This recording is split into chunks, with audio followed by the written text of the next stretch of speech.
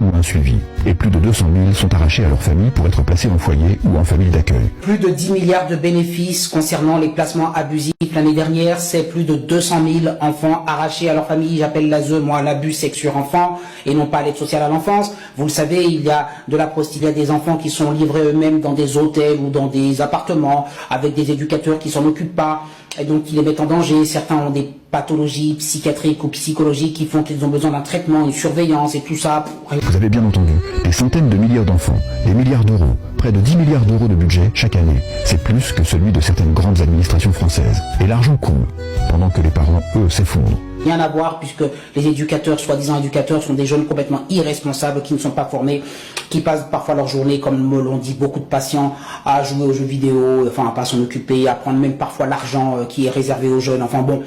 Car dans les faits, trop d'enfants sont placés sans justification solide. Les familles entières sont brisées sur la base de rapports flous, de signalements abusifs. C'est une, je le dis, une institution, je le répète, satanique si on croit à ce genre de choses, mais en tout cas, on est dans le mal absolu. Et derrière ça, le juge des affaires familiales, bon, voilà, motus et douze cousus, toutes ces choses-là, personne ne dénonce, personne ne démantèle. À un moment donné, il va bien falloir qu'on s'attaque à cette institution. D'un simple risque de danger. Un mot magique qui permet